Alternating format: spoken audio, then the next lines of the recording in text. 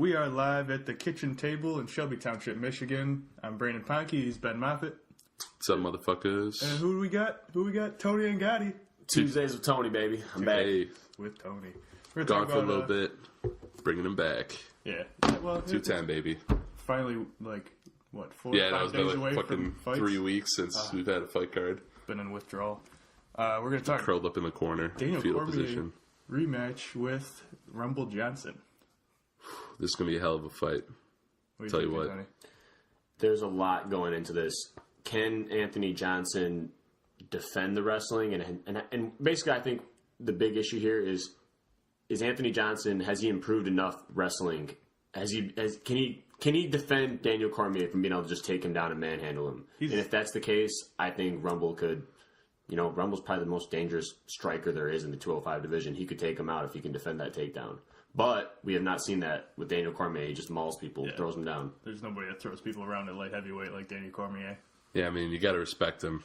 You don't have to like him. Yeah, for fighting once You don't in like 2 me, years. you just hate John Jones. Like three podcasts that you've done. I know, but That's okay. I still love you it. can fuck up.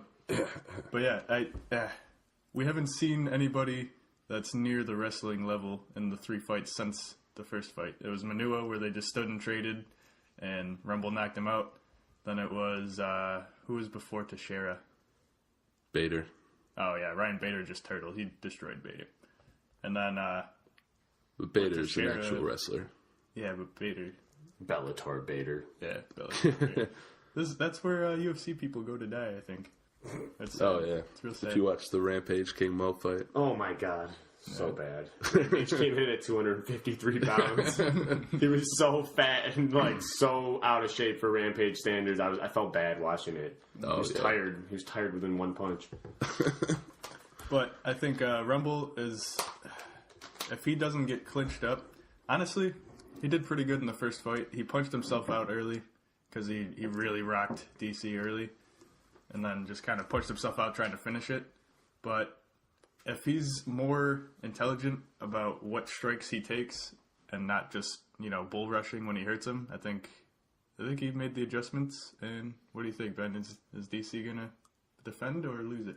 See, I've never really liked DC, but I guess I just gravitate more towards pure strikers.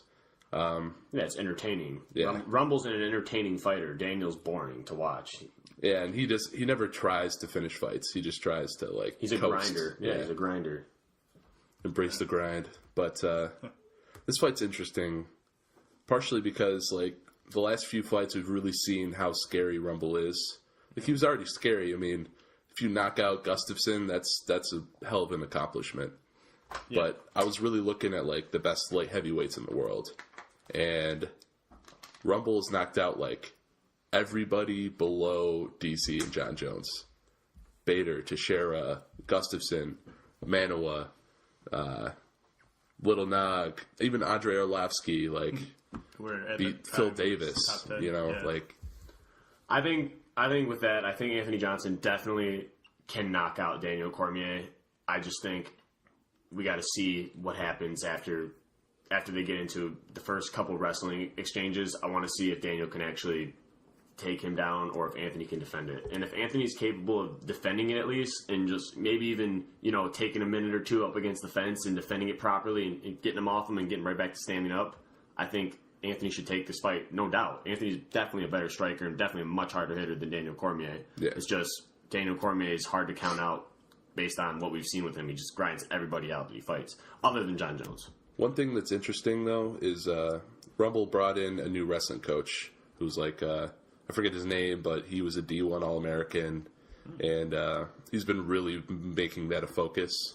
But one of the things I've liked a lot for his last 3 fights compared to the Gustafsson and the fights before that, where He's not rushing. he's very patient, and he realizes. I noticed that too. When we were watching the Rumble DC, the first fight, he clipped him he threw everything behind that overhand right. Oh yeah.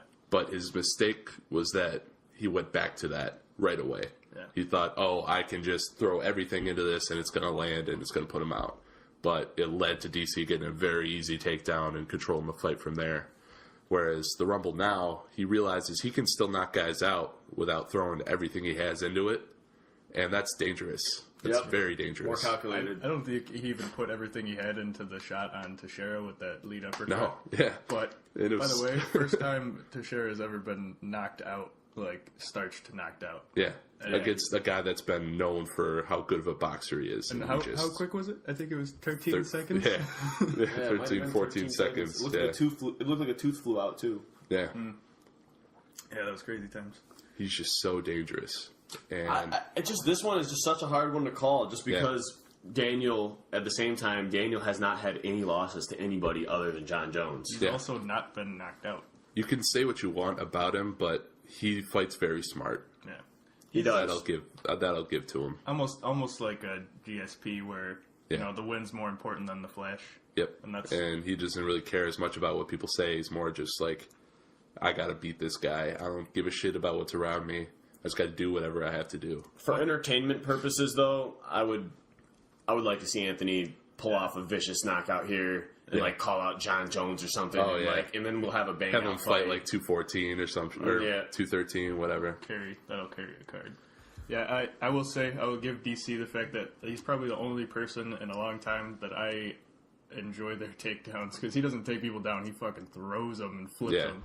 That's true. That's one thing about being a when he did it to Gustafsson, when he like picked him up by his legs, even Stan Henderson just like flips him, slams him down. Henderson got flipped like a ragdoll. I think actually it's funny you say that, Brandon, because I think Daniel's the only guy that if he wanted to could probably throw a guy outside the octagon, like WWF style. He could just fucking throw somebody out the damn octagon. I'd love to see him like try and pick up like Black Beast and just throw him. That would be great. He did throw because Black Beast is one of the few guys that actually cuts down to 265. That's terrifying. So that would terrifying, man. Him and Hunt, man, that's a fight. But so I'm gonna stick with I'm gonna say that Rumble takes the belt. Me too. Yeah. I want it. I'm hoping so. That's why this one is one of those things where I'm not super confident in it because of what we just discussed, but for entertainment purposes and for like the UFC purposes and the light heavyweight champion purposes, Rumble's just a much more entertaining fighter than Daniel is. Regardless of who's better and who fights smarter, we like to watch knockouts. The fans want to see knockouts, and that's what Rumble does. He comes out and he knocks dudes out. I'm taking Rumble as well. Yeah. I know Ponke was flipping like a little bit here and there, which for a good reason, because this is a very tough fight to pick. But still tough. It feels like DC was always the more like mature fighter going into their last fight, and I feel like Rumble grew up a lot over the last year and a half or whatever it's been, or 2 years. I think it's 2 years now. It's like almost exactly Rumble, 2 years since. Let's just say DC defended the belt one time in 2 years. It kind of got the belt stripped after fucking 6 months. So that's some bullshit. But I think that's why we don't like DC. Yeah, partially. But you know what? I think what you said, Ben, the part you said where how he's been coming in much more patient in these last fights has actually shown his growth, and I think that's a big factor here because definitely. He did rush a lot of things prior to the DC fight and upcoming to that first DC fight, and since then I think he's definitely grown. He's used that recipe of defeat is your best success. Yeah. So I think he's made the correct adjustments, and I hope we can see a patient, calculated strike in Rumble and get us a devastating knockout against Daniel Cormier. Before you go like, well, he obviously isn't patient because he knocked out Teixeira in 13 seconds. No, he actually was. I don't think he expected to knock him out. He just waited for Teixeira to move, threw an uppercut, and then, oh shit, okay, he's out. It just happened so fast. Yeah, like he's been known to be the guy to like rush and just like try to hunt the knockout, and there he just fell right into it. You never really see him counter. Yeah, it's just real natural. Yeah, it's definitely going to be a fun fight to watch. One thing the reason I'm bouncing on this fight is it's bad to pick fights based on what you want to happen. Yeah, because that's true. That's bit us a lot. Yeah, I've had a very tough time with that, especially. And that is a little bit in me with predicting Rumble to win. That is a little bit in me with saying that I want that to happen. Like I said about it's more entertaining, but at the same time, I really do think he has the tools to make it happen. It's just it's such a close fight, and whenever you have a guy that is coming off of a loss to a guy, it is a little bit dangerous to go with that pick. But with all the things you said about the growth, the time in between the fights, all that kind of stuff, and him maturing as a fighter, I think this is a key time, and I think he can pull it off. And one thing that I think is going to play a very important role is Rumble's cardio. And I think one thing that's going to factor in a lot is his confidence, because it showed in the first DC fight that he was rushing. He was very he let his heart rate get really high, and he was really just trying to push it, and he gassed himself pretty early. But I think if he's calm and he approaches his tactically, it should be his fight to lose. Definitely a very close fight and exciting title fight for a main event. How about another close fight with Weidman and Mousasi? This one's really tough. What are your thoughts on here? Yeah. You see, we've been back and forth on this so much. My only issue, I wanted immediately to go right to Weidman and say Weidman's going to win this fight. Yeah. But Weidman is on an 0-2 streak. You know, this is the first time in his career where he's coming in now. He lost to first 2 losses of his career. Yeah, first 2. So I don't know how he's going to rebound. I don't know how Weidman right now, if he's going to come back like champion mode, because he was doing really well against Yoel Romero. Yeah. And Yoel Romero, before he caught him with that knee, Weidman, I think, was winning that fight. Yeah. And I agree. In the fight before that with Rockhold, he had a war. So I don't know where we go with Weidman, where his confidence level is at, and that's the only issue with me is I don't know how he's going to rebound through this. Some guys don't come back after taking some losses, and some guys come back stronger. So I think that is a big factor on Weidman's side, is where is his confidence at and where is his mind at right now after taking his first 2 losses, and how is he going to deal with that adversity coming into this fight against Mousasi, a guy who's not no joke. He's actually been proving himself more and more as time's gone on. Yeah, it's funny you said when it first was announced you're looking at Weidman right away. I looked at Mousasi right away. Just because Mousasi, the one devastating loss he had in a fight where he was winning until Hall threw that spinning back kick, which was awesome. But then he comes back, avenges that loss, and then just really dominates every fight since. I think he's good at all of the areas that'll give Weidman a problem in this fight. This one was really tough for me too. I looked Mousasi's way right away solely because of Weidman's 2 losses. And this is like a crossroads because a lot of guys, you can either just start losing and fall out of the UFC, or you can bounce back even stronger than you were before. I think one of Weidman's biggest problems that he had in those 2 losses were that Rockhold and Romero were either as strong as him or stronger. And as a wrestler, that's really tough to deal with. Mm-hmm. And when you can't go to your bread and butter, it's really hard to do things you're not as comfortable with. Whereas Mousasi, he's a very good kickboxer, he's a good grappler, he's very well-rounded, and he's shown a lot of confidence in his style of fighting. I got lucky picking Uriah Hall the first fight, but since I haven't gone against Mousasi for good reason. Mm-hmm. This fight was really tough, but I'm leaning towards Weidman, partially because he brought in Mark Henry to help him out with his striking, especially. And I think him being a stronger guy is going to play a part in this fight. You do think he's going to be stronger than Mousasi? I do. I think that's honestly, they're almost mirrored in a lot of ways in their approaches to fights. And I think when a fight's that close in every aspect, strength becomes literally the difference maker. Yeah, when technique is so exactly. When technique is close, it becomes more about physical attributes. Yeah, that's exciting, man. I can't wait for that. What? I'm going with Weidman for that reason. So? He's not going to be able to finish Gegard. Gegard's too good, but I think it's going to be very close. Definitely. Are you locking with that? Like I said, I do want to lean towards Weidman because his whole career up until these 2 losses has been really good. I mean, it was outstanding when he took out Anderson, who was the greatest of all time at that point, and took him out twice in a row, even though it was a little bit white area there with what happened with Anderson. Well, I mean, he did almost finish him in the first round in the second fight, too. So, but with the Weidman-Mousasi fight right now, it's just, for me, this one is another one. It's just like the Daniel Cormier and the Anthony Johnson fight on calling it, it's a hard fight to call. I feel like this is like a 50-50 here because Weidman coming off that 0-2 recent and Mousasi being on this win streak, I don't know, man. This one's a really hard one for me to call, but I'm leaning towards Weidman just off of. I think Weidman has better wins against better guys too. Yeah, and I think that Weidman, like you said, I think he will overpower Mousasi, and I think this is actually a good matchup for Weidman on that wrestling to wrestling kind of basis. Yeah, but I don't know. We'll have to see. I want to see where Weidman's mind's at and where his confidence is at. I think that's a big issue in coming into this fight because I think Mousasi is for sure on a high confidence. I don't think Mousasi's lost in 2 years. Yeah. So I think Mousasi is really on a winner's mindset right now, and I think Weidman needs to conquer that adversity. So I do need to acknowledge the fact that Mousasi did bring in a new strength and conditioning coach. That's like one of the most decorated guys in the Netherlands. So it's going to be interesting how they both come out with this fight because there's a lot of different factors that they've both brought into their training regimen. So I just kind of had an idea and kind of debunked myself. I was thinking back to all of his wins before this. Vitor Belfort, Machida, 2 against Silva. These are all pure strikers.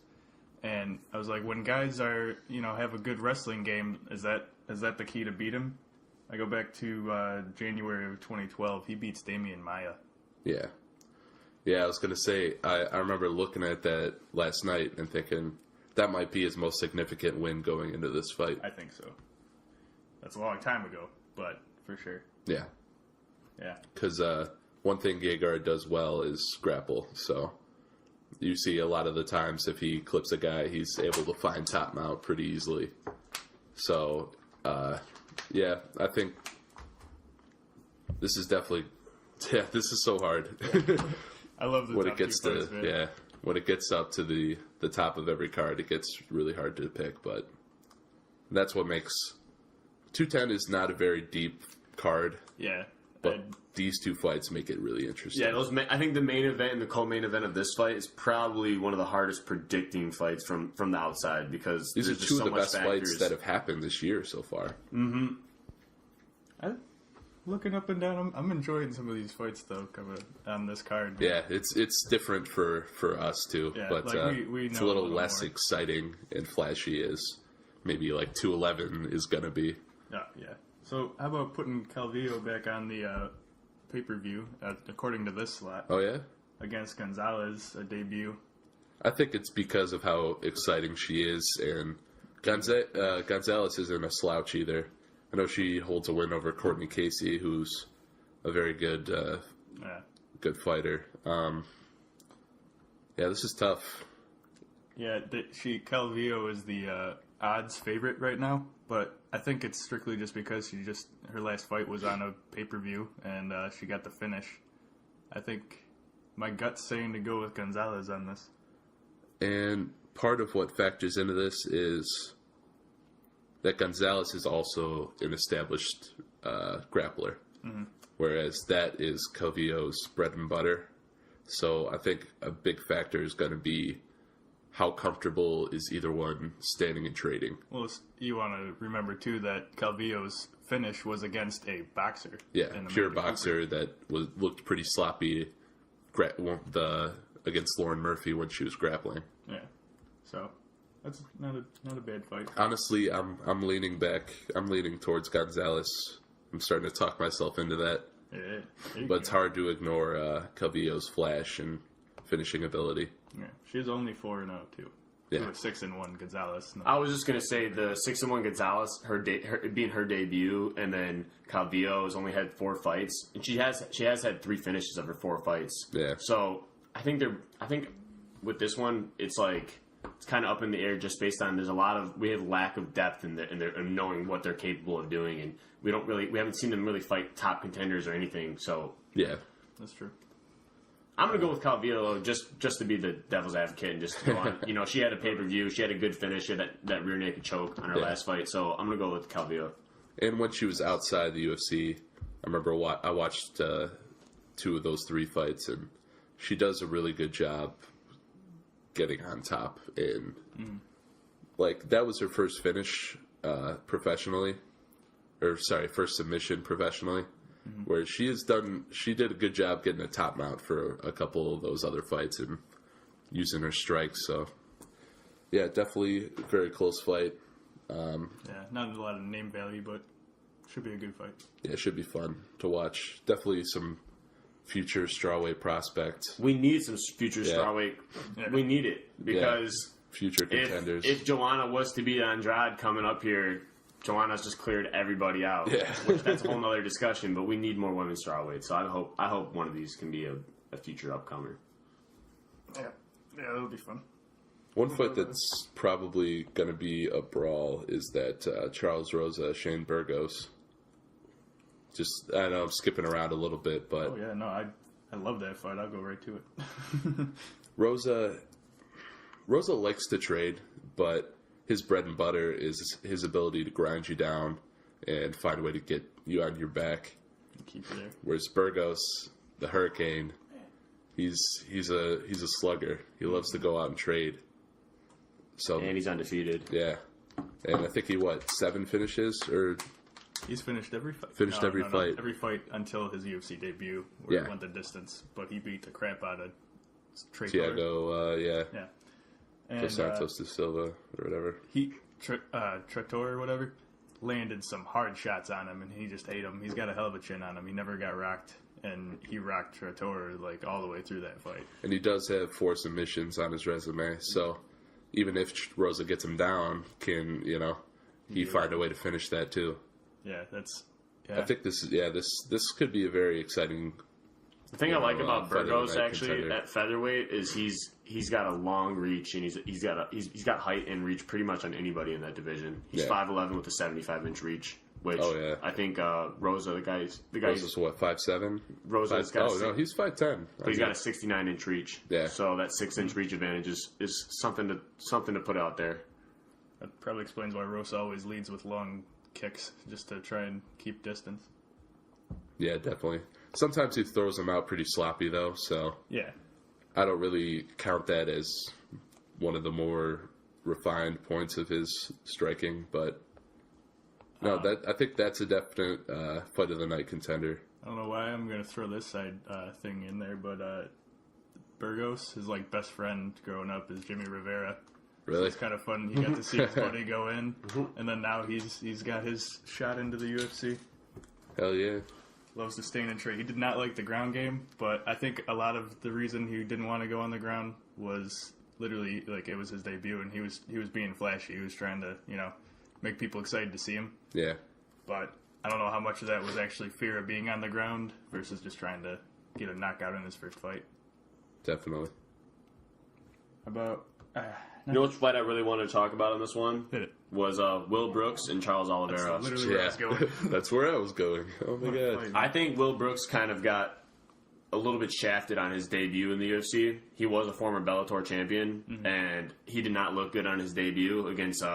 It was against the Brazilian Cowboy. No, his debut was was his second actually Ross Pearson. Sorry, he beat Ross Pearson. No, the second fight. Which was against the Brazilian Alex Cowboy. Oliveira. Yeah, it looked really. He broke his ribs. Yeah. He broke his ribs, and he was sitting there wincing in major pain. When the fight was ended and finished, he was literally for he a just minute and a dropped. half just holding his ribs and trying to be in survival mode. Yeah. So I think he's a bigger warrior than. I think he's actually a lot better of a fighter too than people actually haven't even talked about. Will Brooks hasn't been talked about in the UFC too much, and I think he actually has a lot more to offer. I think it's because we're used to flash. Especially you have a very hyped up guy coming champion in Bellator, defended it a bunch of times, beating Michael Chandler twice, and coming in and having kind of a less than exciting fight against Ross Pearson, which he clearly won, but still, it left a little doubt. And then with the Oliveira fight, which is kind of back and forth, and then with that he ends up losing that. It's funny because now he just lost to an Oliveira, but he's fighting another Oliveira. Yeah. He's fighting Charles Oliveira. You don't even know how many times that Ponke fucked that up, leading up to this. I think that's why I just thought right now that the debut was at Oliveira. Because I'm reading Oliveira here. It literally was playing with my head. Yeah, that's why I gotta just call one Cowboy Oliveira and the other not Cowboy Oliveira. How many Oliveras does it take to make a UFC? Who do you think's going to take this 17. fight? Will Brooks and Charles Oliveira. Will Brooks is the pretty heavy odds favorite right now. But That surprised me a little bit. and I think it might be But- because Oliveira's coming off of 2 submissions. Losses. Two submission losses where he's a submission guy.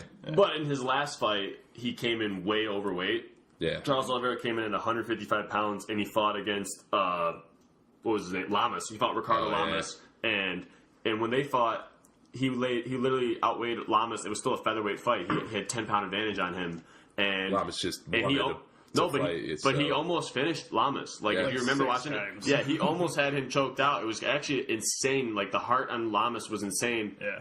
Oliveira, like, should have won that fight, and he fucked up. He let it slip, and Ricardo ended up choking him out. Yeah. That was one of my favorite, like, not given enough credit comeback fights ever. Like, when Lamas almost gets submitted, like, 6 times and then just cinches up one guillotine and gets the win. Like, literally, I mean, how much heart do you got to have? You literally are down on weight. You're getting almost submitted, and you come back and do. Ricardo looked really good there, but my point there was Charles actually looked really good in that last fight.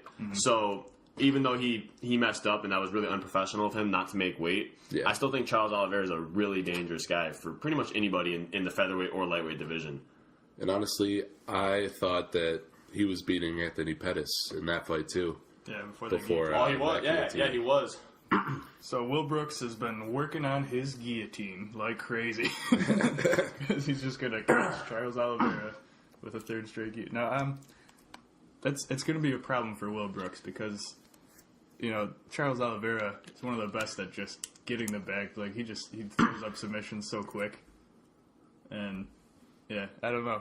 But Will Brooks, it's hard to, because I watched the Oliveira fight where he, broke his rib, and it was explained a lot of the lack of output, but I didn't get to see the Pearson fight. I should have looked back at that.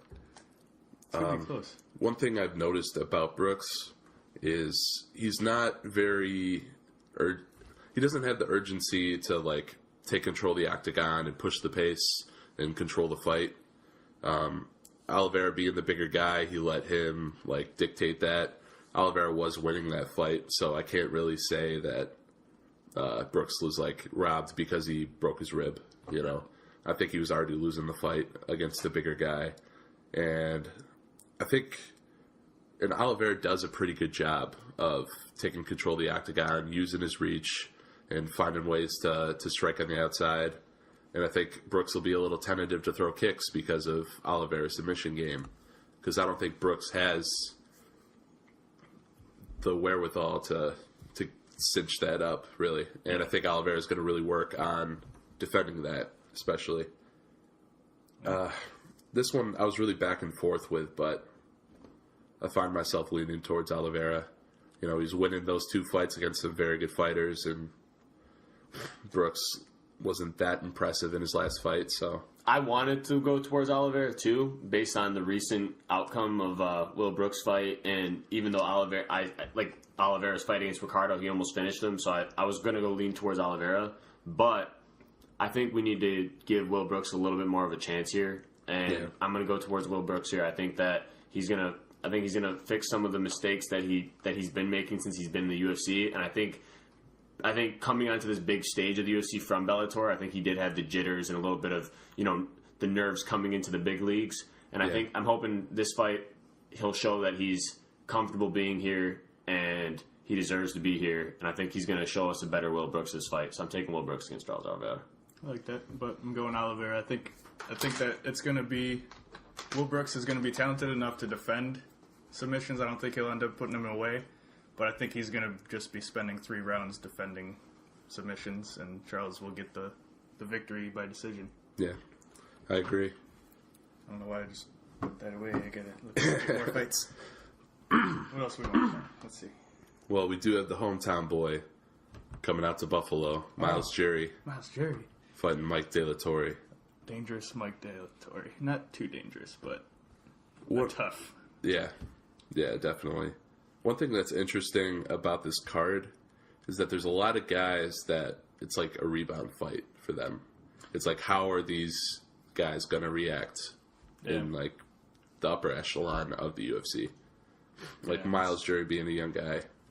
This is a very important fight for him, coming off of 2 straight losses. Yeah. I think that the one funny thing to me about this fight is Mike De La Torre's nickname is El Cucuy. Yeah. It's the same as Tony Ferguson's, yeah. Oh, my God. Yeah, he's like, my nickname's El Cucuy. Tony Ferguson comes in, he's like, fuck. Fucking bitch.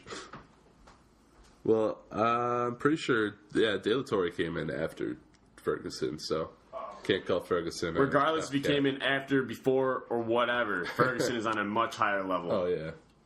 Ferguson's the real Al Kakui. I think they're using this to set up Miles Jury for a rebound fight. I think he just needs a little bit more. He needs some more fights just to mature as a fighter. He's still a pretty young guy, and he's got a bright future. I'm looking for Jury to control this fight.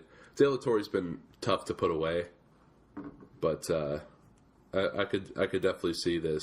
I'm pretty confident with this going Jury's way. I agree with you on that. I think Jury has more. He's a more dangerous fighter. Yeah, with his submission game, and he's a decent striker. I think that's an area that he needs to work on. But does he have a reach advantage on De La Torre? He does. Jury has a 73-inch reach, and De La Torre. What was his?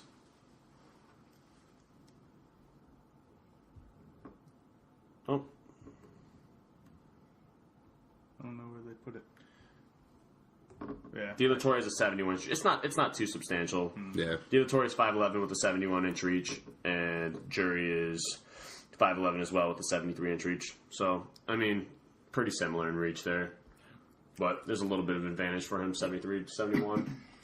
I do want to talk about the Kamaru Usman-Sean Strickland fight because I think these are two up-and-coming fighters in the welterweight division that honestly could both make a splash here. I've liked Sean Strickland a lot. Me too. I like Sean Strickland a lot too. He's smart. He fights so intelligently, and the way he counters and his timing is just really, really fun for me to watch. As a guy that really appreciates striking like that. But Usman is just he's just on another level with his wrestling and grappling. Yeah, he doesn't take no for an answer when it comes to taking people down and controlling them, and He's coming off Ultimate Fighter Brazil, I'm pretty sure. Yep, where he got that win, and then Leon Edwards. Who's the crazy Russian guy that the Nigerian Nightmare fought? Was that Alexander Yokolev? Yeah. Oh, Was that him? Yeah. Yep. Yakolev. The guy that had the Sambo style fighting. Yeah. Mm-hmm. That I think that showed Nigerian Nightmares. That showed Usman's that showed how much heart he has and how good of a fighter he is when he fought that guy. That kid that he fought was a Sambo combat Sambo guy he was super strong and super aggressive. And the Nightmare, he prevailed. He dealt with all this pressure, and he actually showed a lot of heart there in that fight. And that actually, I remember after I watched that fight, I was like, man, this guy's got a lot of heart, and I think he can really do something in this division. The guy he just beat was quite a fierce, aggressive opponent. Yeah, and Yakovlev. I had Yakovlev in that fight, and he just manhandled him through the whole fight. I was like, wow. So, yeah. And also Leon Edwards, we've seen his strength in this last card in London, and Usman, another guy that he was able to manhandle. Strickland, I think the biggest factor is whether he can stay upright, because he has done a good job on defending takedowns in the past, and he's had a few. I think he's on a 3 or 4 fight win streak right now.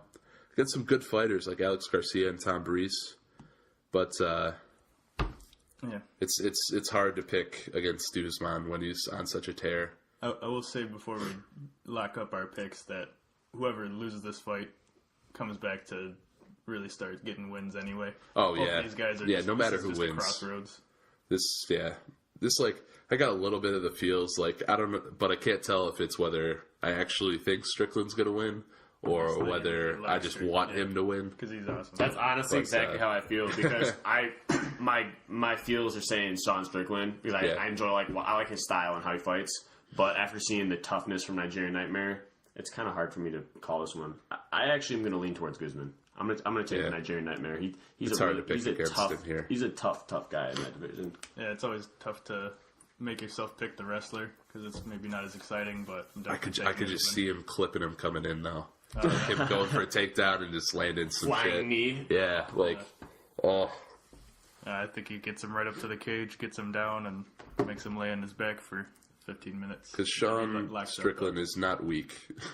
One thing I've noticed, guys have tried to get him down and been fairly unsuccessful in the past. So, yeah, that's going to be a hell of a close fight. Yeah, I'm going to lean towards Usman, too. Not to just skip right over Cote and Alves. Let's go back just real quick. Thiago Alves coming back up to welterweight versus Patrick Cote off the Cerrone loss. I think this is all Cote. I think he's better at everything than Alves is. And I think his size advantage is going to play a part because I think he used to fight at middleweight. Alves had the unsuccessful weight cut to lightweight against Jim Miller. Yeah. And I think that kind of showed like the ways that Cote can beat him because Cote is such a good boxer. Yeah, I agree. Actually, not to take away from it just shows how good Cowboy is for knocking him out. Right.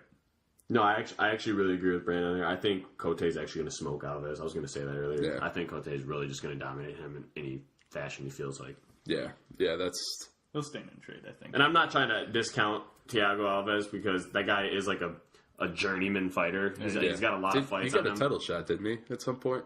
Probably back in the 80s. Could've Yeah, sworn he did, back in the 80s. But that's what I meant by him being like Back a when we were legitimate. young. He's like a legitimate journeyman. Like he's been around forever. Yeah. But yeah, He's a legend, kind of. I think Patrick Cote is going to smoke him. Yeah, I agree. I think Alves is on the tail end of his career. Yeah. You gotta be careful with those Brazilians and always thinking they're on the tail end of the career. Yeah, and then I do Shogun think- knocks out. Shogun shows up at 70 years Lights up. old, still John punching Latte. people. Dos Santos looks like he's old, but he's not. Yeah, no, he's like 31. He's younger than Stipe, but he looks like he's his father. Let's go back down. How about a couple of ranked, just awful light heavyweights? Yeah, this God. is probably going to be a snoozer. Patrick Cummins and Jan Blachowicz. I don't know why they're both ranked. I know. But- if you look at their fights, it's really confusing why they're ranked. Yeah, But Because they're ranked because there's no depth in the light heavyweight yeah. division. that's true. that the guy that beat OSP in his debut is like the number 7 ranked light heavyweight now. Yeah. It's like you got one fight, you're already top 10. Yeah. Well, we'll see his worth when he fights Misha Serkinov, though. Yeah, That'll that's a be good fun fight. to watch. But this one I feel is pretty one-sided. Yeah. I think Blachowicz is the more well-rounded guy, especially being a boxer, being good on his feet. I think he'll be able to light up Cummins like Little Nog did in his last fight. Yeah, I think Cummins will be able to take him down a few times, but not keep him down. Blachowicz will be good enough to just edge. I was upset on picking either of them to win, but Yeah. Blachowicz is the lesser of two evils on this one. Because I've picked them before and they've lost like against not bad people, but Yeah, I mean, I remember when we first saw Blachowicz, he upset Latifi, and we're Yeah. like, "Oh, this guy's awesome," and then just awful performances against Manua and Anderson, and yeah. But what do you think, Tony? Who are you taking in that awful fight? I don't mean to say this because I love MMA and I love the UFC, but I don't care. I don't see either of them doing anything. Oh my god! So with that being said, eeny, meeny, miny, mo, I got Jan from Poland taking it. He's less of a hoe. Let's trying to make it. Yeah. Move on from that fun fight. How about Giuseppe and Holbrook? Giuseppe undefeated at 8-0. Holbrook looking good at 12-1. Is it these Giuseppe's next 4 debut? fights don't really inspire me. But Yeah, hold on, let me see. Josh Emmett, maybe. Josh Emmett has a really good record. Yeah, Yeah, he just he's- eats shots. yeah, he eats shots and he's a good wrestler, and pretty he much- just likes to grind guys out. I think he'll just be undefeated until he finally gets knocked out. Yeah. Someone's just gonna put him out. I don't think that's gonna happen Not with this today or Saturday. Where in the Gillespie Holbrook, I don't want to skip over that. Holbrook was one of those guys that like I wasn't really like, I didn't expect a whole lot from him, and then he comes out and beats a guy like Jake Matthews, and it's like, That's right. you know what? Got to recognize Yeah, that's a good one to be coming off of. he's one of those Especially guys when- that can just find a way to win. Especially when Matthews was I'm pretty sure a heavy favorite there. Yeah. Oh, definitely. Chukagian and Aldana. That's going to be a good stand-up fight, I think. It's going to be very close. We've done a little research on this, and it's just... Yeah, they're both... It's razor thin. Chukagian, was getting ground out by Carmouche, but her cardio was awesome, and she found a way to land that perfect combination to put Carmouche down in the third, but couldn't finish it. Aldana looks just bigger, though. I think she was throwing hard shots, but not... it's going to be close on output amount, too. It's going to be a great fight. Yeah, that one's razor thin. Honestly, I think it might play out how, like, Landsberg, Puydeliva, did in the London card. It was just kind of a back-and-forth brawl, but I'm going to lean towards Chukagian. I think she's just a little smarter at avoiding those big shots. I thought Aldana, just because she had a really fun fight with Leslie Smith, where Leslie Smith just looked great. You can't take it away from Leslie there, even though her name's Leslie. But, I think Chukagian will be able to land more. I don't think either one's going to get finished, but, Chukagian for the win. And then, who's this Bibulatov guy? I'm pretty sure he's one of those Russian Sambo guys, and that's why he's such a big favorite over Lausa. I like watching those Russian Sambo guys. Yeah. They're entertaining. Like, they're aggressive, come-to-fight kind of guys. Yeah, they find ways to win. And 13-0 is scary for anybody. Yeah. The only thing with that, though, is what kind of 13-0 is. Yeah. Where did he get it?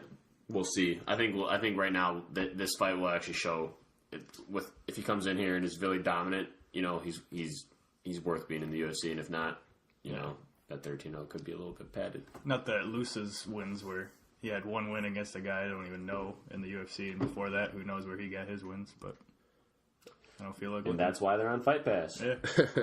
But couple of flyweights. 210 could be worse, but it could be way better.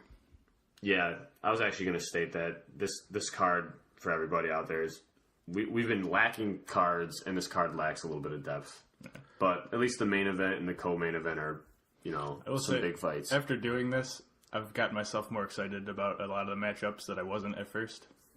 Yeah, that's one of the cool things about going through and actually taking a look at each fight individually instead of just the card as a whole. Where there might be a few unexciting fights, but you can really, really appreciate some of these brawls. Sometimes it'll be a fight where when it's announced, you're like, I don't care. And then you look at their styles, and it's like, this could be a brawl. This could be a close grappling match. It's exciting. Just like what we thought Wonder Boy and Woodley was going to be, and then it's just a stalemate. It would have been funny if that's what happened in the first fight. They end up fighting again, and we're like, this fight's going to suck. And then what happened in the first fight happened. yeah, that would have been crazy. But never know what's going to happen in the UFC. No, you don't. That's really what makes this card so interesting. The question mark card. Yeah, it's kind of like there's a lot of really close fights, and you don't really know how it's going to go. They need a card to go well top to bottom. Not that, honestly, there was, 2 fights that kind of ruined 209, but I liked 209. Yeah, 209 was good literally until the main event. It was just like, 25 minutes of me sleeping on the bar. Shadowboxing. Yeah, seriously. Mark Hunt getting knocked out by Overeem, though? Oh, that was insane.